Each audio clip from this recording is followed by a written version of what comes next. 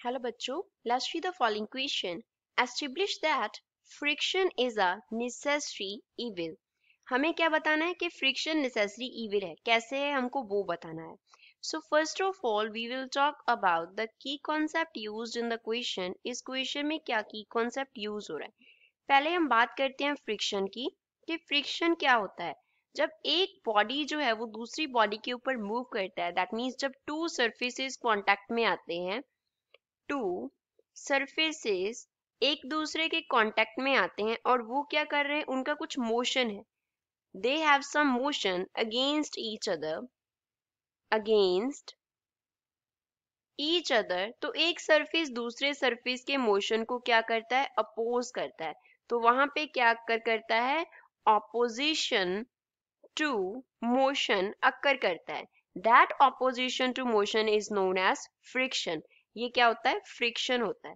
अभी ये necessary evil है.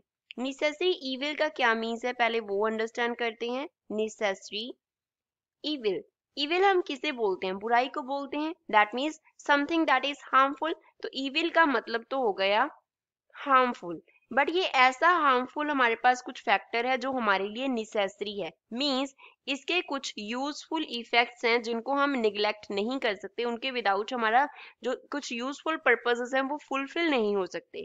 तो ये हार्मफुल है, ऑल्दो ये हार्मफुल है, इविल है, बट ये नेसेसरी है क्योंकि बहुत सारे प्रोसेसेस ऐसे हैं जो विदाउट फ्रिक्शन कंप्लीट नहीं हो सकते.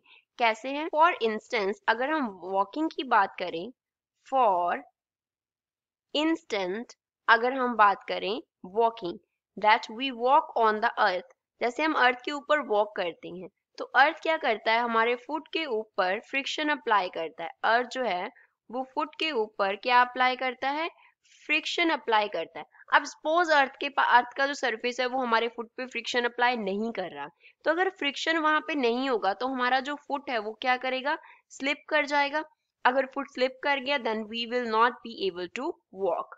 we will not be able to walk. हम वॉक नहीं कर पाएंगे. जैसे एक फ्लोर पे सपोज कर लो क्या है, वाटर है. एक फ्लोर पे क्या है, वाटर है.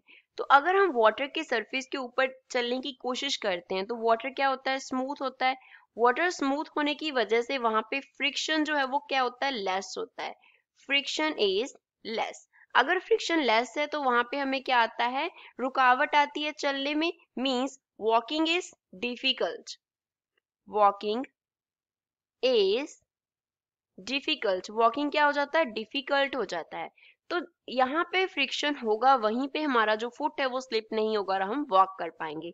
तो यहाँ पे वॉकिंग में क्या है, फ्रिक्शन नेसेसरी है. सेकंड एग्जांपल, अब सपोज कर लो हम राइटिंग की बात कर रहे हैं, हम पेन से पेपर के ऊपर लिखते हैं. तो अगर पेपर जो है वो क्या करता है, पेन के ऊपर फ्रिक्शन लगाता है, तभी हम क्या बना पाते हैं, पेपर के ऊपर पेन का ग्रिप बना पाते हैं. अगर वहां पे सपोज कर लो जो पेपर है वो फ्रिक्शन अप्लाई ना करे, जो पेपर है वो फ्रिक्शन अप्लाई नहीं कर रहा, फ्रिक्शन को अप्लाई नहीं कर रहा, डज नॉट अप्लाई. अगर वहां पे फ्रिक्शन अप्लाई नहीं होगा तो जो पेन है वो क्या कर जाएगा, स्लिप कर जाएगा और हम लिख ही नहीं पाएंगे. ऑल्दो जब हम इविल की बात करते हैं तो हार्मफुल इफेक्ट्स होते हैं, हार्मफुल इफेक्ट्स होते हैं. जैसे हमारे पास सपोज कोई कार है, वो मूव कर रहा है बहुत देर से, कार जो है वो मूव कर रहा है, तो उसके जो टायर्स हैं उसके ऊपर क्या लगता है, फ्रिक्शन लगता है. कौन लगाता है, रोड लगाता है. टायर के ऊपर फ्रिक्शन लगता है ड्यू टू रोड. अब रोड ने टायर्स के ऊपर फ्रिक्शन लगाया तो उसकी वजह से क्या हो जाएगा, हीट प्रोड्यूस हो जाएगा.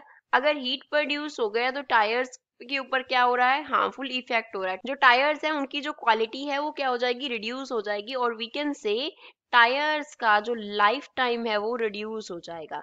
टायर्स का लाइफ टाइम क्या हो जाएगा, रिड्यूस हो जाएगा. तो हार्मफुल इफेक्ट्स हैं फ्रिक्शन के जो कि हम निग्लेक्ट नहीं कर सकते. But without friction we can not write, we can not walk, and there are several other processes which are not possible without friction. So this is the reason that we call that friction is a necessary evil. I hope you understood well. Thanks.